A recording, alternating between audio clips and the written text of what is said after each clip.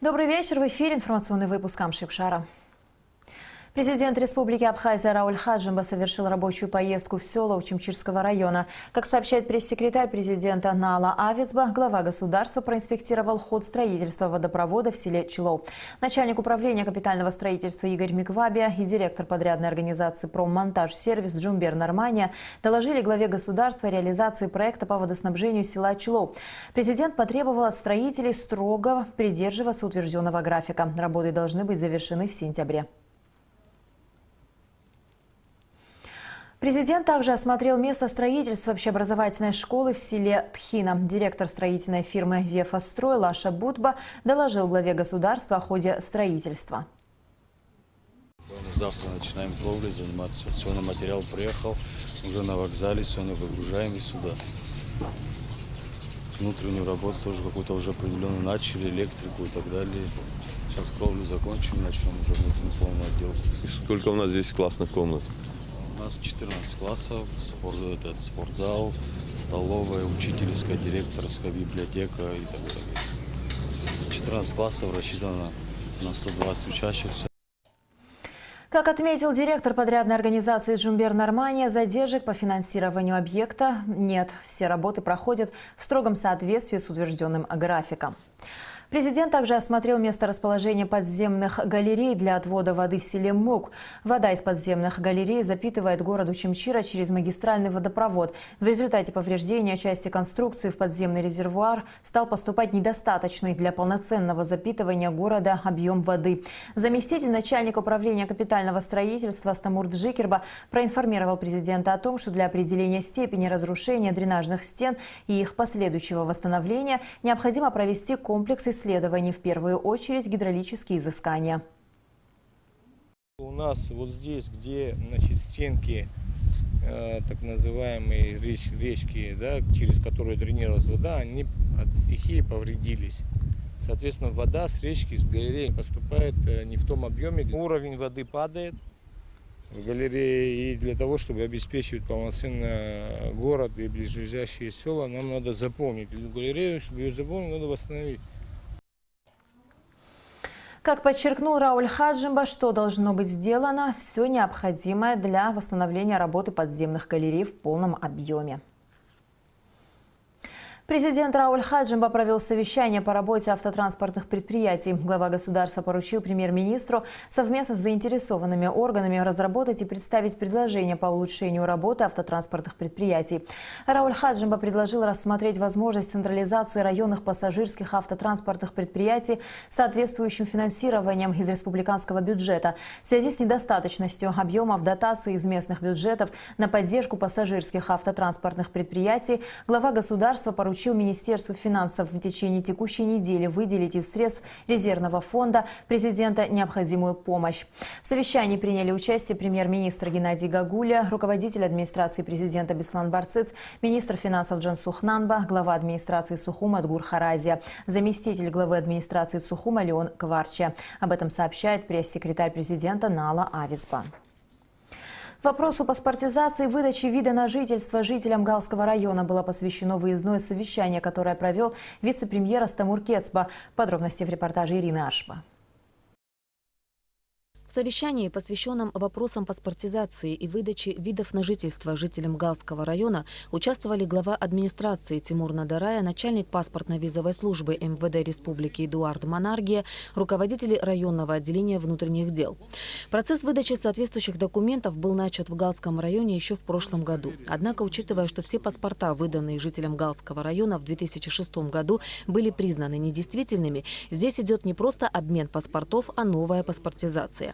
Тимур Надарая рассказал вице-премьеру о том, как проходит паспортизация и выдача вида на жительство. Всего на сегодняшний день на получение паспорта гражданина Абхазии в Галском районе принято 309 заявлений. Выдано готовых 193 паспорта. Что касается выдачи вида на жительство, то принято порядка 7784 заявления, выдано 3504. Более 100 паспортов выдано жителям Гальского района за последнее время, те, которые напрямую без комиссии когда подтверждается их срок проживания на территории Абхазии с 94-99 год, и служба госбезопасности дает, что они не являются, по их данным, гражданами иностранного государства. Они имеют без всякой комиссии такие же права, как остальные жители Абхазии, получить паспорт гражданина Абхазии. Ну, вы помните, мы проводили опрос в 2015 году. К сожалению, он подтвердил, что 96% жителей Гальского района являются гражданами Республики Грузия. Но если у нас, например, голосующих было где-то до 300 человек на последних парламентских выборах, то сегодня их до 500. Согласно действующему законодательству, вид на жительство может получить только человек, родившийся в Галском районе Абхазской АССР. Здесь возникли некоторые проблемы. Чтобы выдать данный документ всем, кто сегодня проживает в Абхазии без гражданства, в закон необходимо внести поправку, считает Тимур Надарая. Мы, когда поправку принимали, естественно, не могли представлять, какие миграционные процессы шли в советское время. Оказалось, что они были очень активные, и есть очень много людей, которые сегодня проживают в Гальском районе, и уже давно проживают, и 30 лет, и 20 лет, но в свое время не родились на территории Гальского района Абхазской ССР, они родились там в Сухуме, родились в Харькове, родились в Москве. И вот эти люди, в соответствии с законом, они должны получить разрешение на проживание, потом через несколько лет получить вид на жительство. Считаем, что это закон в действии показал свои плюсы и минусы. Необходимо внести поправку. Эта же поправка нужна не только жителям Гальского района, но и многим иностранцам, которые живут в остальной части Абхазии. Как сообщил Тимур Надарая, жители Абхазии, имеющие виды на жительство, могут пересекать по этому документу и абхазо-российскую границу. Правда, здесь необходимо иметь приглашение родственников из России и визу. По словам Тимура Надарая, сейчас идут переговоры на уровне Министерств иностранных дел Абхазии и России об упрощении процедуры, чтобы обладатели вида на жительство могли пересекать границу без приглашения. Следует также отметить, что в районе проживает порядка 5000 так называемых самурзаканцев, и порядка 300 из них изъявили желание вернуть себе исконные абхазские фамилии и национальность. 100 человек уже получили новые паспорта. На 50 самурзаканцев есть готовые указы. Около 130 заявлений находятся на рассмотрении. В ходе совещания были обсуждены основные проблемы, с которыми сталкиваются сотрудники паспортно-визовой службы. Было отмечено, что не хватает кадров, есть проблемы в плане материально-технического обеспечения, а также очень долго приходится ждать ответ на запрос из службы госбезопасности Абхазии. Как подчеркнул вице-премьер Астамур Кецба, в ближайшее время в Сухуме состоится расширенное совещание с участием всех глав администраций районов и руководства страны, где все эти вопросы будут рассмотрены. Ирина Аршба, Алексей Агухава, Абхазское телевидение. Министерство экономики Абхазии согласовало план инспекционных проверок Государственного комитета по стандартам потребительскому и техническому надзору с 20 июня по 6 июля. В число комиссий по проведению проверок также включены представители Министерства экономики. Гудаузский табачный завод «Леон» возобновил свою работу. Здесь производят 4 вида сигарет. На предприятии предусмотрено до 30 рабочих мест, однако не все они пока задействованы. На заводе планируют расширить производство. Подробности в репортаже Алики Трапш. Гудаузский частный табачный завод «Леон» впервые был запущен в 2001 году. Через 2 года по техническим причинам работа была приостановлена. Вновь запустить производство по изготовлению сигарет удалось лишь в этом году. И на сегодняшний день он является единственным по всей республике. На заводе выпускают 4 вида сигарет – «Леон», «Космос», «Рица» и «Рица Лайт». Для изготовления сигарет используют несколько сортов табака, которые закупают в Европе. Обычно в табаке присутствует где-то от 5 до 6 сортов табака. То есть это получается табачная мешка. Здесь табак это болгарский, хороший, сорта Вирджинии, Берлей. Идет процесс упаковки. Сначала в фольгу, потом ложится вкладыш, кладется и упаковывается в пачки. Дальше упаковывается в целлофан. Пачки в целлофане поступают в блочную машину и упаковываются в блоки. Выходят готовые блоки, которые упаковываются в коробки. Табачный завод «Леон» за день выпускает около 50 тысяч пачек сигарет. На предприятии предусмотрено до 30 рабочих мест. Но на сегодняшний день здесь работает 8 человек, в основном местные жители. Предприятие работает с 9 утра до 6 вечера. Заработная плата рабочих составляет от 1000 и до 3000 рублей в сутки. С 9 до 2 работаем, 2 часа перерыв и потом еще до 6 работаем. Устраивает. Зарплата тоже устраивает. Набиваем вот кассеты с сигаретами, а потом отдаем их на расфасовку. Табачные изделия предприятия «Леона» ориентированы на внутренний рынок. Оптовая цена пачки сигарет составляет 29 рублей. В будущем руководство завода планирует расширить производство и выпускать сигареты из табака, выращенного уже в Абхазии. Спрос есть, потому что табак очень качественный и по очень приемлемой цене для граждан. Мы имеем участки в селе Дуримш. У нас в Абхазии произрастал когда-то свой прекрасный табак «Самсун». И в будущем мы планируем его выращивать и уже производить из собственного нашего табака.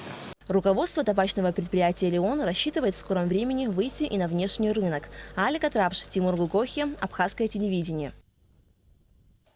В целях реализации мероприятий, направленных на борьбу с коричнево-мраморным клопом в Абхазии, Министерство сельского хозяйства информирует, что в каждом районе республики под контролем Управления сельского хозяйства администрации районов осуществляется бесплатная выдача гражданам республики средств фитосанитарного назначения для борьбы с клопом.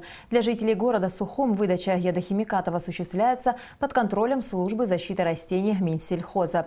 Пункты выдачи средств фитосанитарного назначения. Город Сухум, муниципальное управление, санэпидемстанция, улица Воронова, 34, Алла Беляева, телефон 226 10 46. Гагарский район, отдел сельского хозяйства администрации района, Геворг Горонян, телефон 991 66 75. Гудаутский район, управление сельского хозяйства в администрации района, Юрий Кварцхелия, телефон 770 40 87. Сухумский район, отдел сельского хозяйства в администрации района, Дамей Тужба, телефон 994 99 05. Гулрыбский район, управление сельского хозяйства в администрации района, Рафик Григорян, телефон 770 68 78. Очимчирский район, управление сельского хозяйства администрации района, Эшсоу Гургуля, телефон 927 25 35. Давид Ашуба, телефон 771 03 97. Ткварчалский район, управление сельского хозяйства в администрации района, Амиран Джинджоля, телефон 993 51 02. Галский район, управление сельского хозяйства в администрации района, Тамаз Цвижба, телефон 770 16 86. Танцы народов Кавказа, классическая музыка, народные инструменты, а теперь и мировой кинематограф. Гастрольный план Министерства культуры пополнился еще одним направлением. Уже в 3 селах Абхазии показали фильмы, дублированные на абхазский язык. Для чего нужен гастрольный план и какие новшества в него введены, расскажет Нисфа Ашба. Брифинг спустя 3 года работы гастрольного плана. И все потому, что мало кто в нашей стране об этой программе знает. Проект действует с 2014 года, и в его рамках уже проведено более 100 мероприятий. Все они расписаны по месяцам и числам. В них участвуют творческие коллективы, ансамбли, капелла, камерный оркестр и театры. Так получилось, что у нас центрами культурной жизни стал город Сухум, ну, может быть, еще 1-2 города, да, в Абхазии, в зависимости от тех мероприятий, которые проводятся. Но мы понимаем о том, что ничто не сравнится с тем, когда зритель приезжает в театр, в концертный зал и посещает этот храм искусства, он особую чувствует такую вот свою причастность к происходящему. Но, однако, одна из самых основных наших задач – это дать всем равные возможности увидеть то, чем занимаются наши творческие коллективы, наши ансамбли. На сегодняшний день в гастрольный план входит более 13 коллективов самого разного направления. Новшеством прошлого года стал инструментальный оркестр имени Утара Хунцария. В этом году Министерство культуры решило пойти дальше и включило в программу показ известных кинофильмов на абхазском языке. Мы понимаем, что сегодня кинотеатров, в классическом понимании кинотеатра у нас в стране нет, но однако мы решили, что никто не мешает нам, имея прекрасную коллекцию фильмов, имея действующих абхазских режиссеров, показывать эти фильмы в городах и районах Абхазии. Все киноленты дублируются на базе киностудии «Абхазфильм». В афише этого года 6 известных картин, среди которых «Колчаруки», «Гладиатор», «Оскар» и другие. Такой проект существует, это прекрасно просто. Потому что я очень переживал, потому что мы над фильмом-то работаем по 7 месяцев.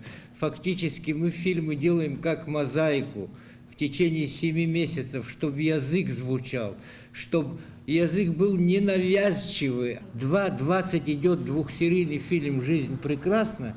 И смотрели с удовольствием, потому что удивительно, звезды мирового кино говорят на абхазском языке. Этот новый проект, по словам организаторов, несет в себе не только развлекательную составляющую, но и культурно-познавательную, в первую очередь пропаганду абхазского языка. Мы запланировали показ в основном в селах Абхазии. Мы начали пока с сел в основном Гудаутского района. В плане также все остальные районы Абхазии. Это все фильмы на родном абхазском языке, которые многие наши жители в селах, в районах не видели. Одно дело это на телевидении, на экране посмотреть, это совсем другое дело. Села, в которых пройдут показы, не выбирают по каким-то особым критериям. Главное – желание увидеть известных актеров, говорящих на абхазском языке с большого экрана. Специалисты Министерства культуры приезжают в администрации сел и согласовывают дату показа или проведения мероприятия. Ну а далее, как и полагается, афиши, реклама и информирование населения о предстоящем событии. Если вы заметили, вот, допустим, на наших концертах, выставках, встречах одни и те же люди, то есть это такой вот активно включенные в культурную жизнь люди, которые и создают культуру, и в то же время являются ее, так скажем, потребителями. Но задачи культуры, они на самом деле намного больше и шире. И поэтому, на наш взгляд, такая вот децентрализация вообще культурной жизни, она помогает вообще вот, по позитивному настроению каждого человека. Сегодня есть доступ, люди могут и в телефоне, на планшете посмотреть, но когда это мероприятие происходит, он идет на это, приготовившись, да, смотрит этот фильм, потом общается с этим режиссером, несомненно, это накладывает отпечаток, и это такая прививка с детства. Прошедшие годы показали, работа по гастрольному плану удобна и необходима. Впереди у ведомства много работы. Главное – расширить направление гастрольного плана, в который собираются добавить выставки и лекции о значимости историко-культурного наследия страны. Нисфаршба Беслан Шхинджери, Абхазское телевидение. Спортсмены и КВНщики Учимчирского района получили награды. В спортивном комплексе «Жемчужина» глава администрации Учимчирского района Хрипс Джопуа вручил благодарственные письма и денежные вознаграждения спортсменам и КВНщикам, занявшим призовые места в турнирах и конкурсах. Среди награжденных Рамаз Цхадая, победители всероссийского турнира по вольной борьбе в Туле, Астамур Читанава и Дауд Чулокуа, бронзовые призеры того же турнира. Женская команда Учимчирской спортивной школы по баскетболу, занявшая первое место на республиканской спартакиаде. Ее главный тренер Астанда Кировал, а также команды КВН из Пакуаш и Джгярда, разделившие первое место в 1/8 Абхазской премьер-лиги КВН. И в завершение о погоде. По сообщению Гидрометцентра, в Абхазии ожидается переменная облачность, возможны локальные осадки. Температура воздуха ночью 18-23, днем 27-32 градуса. Температура морской воды 24 градуса.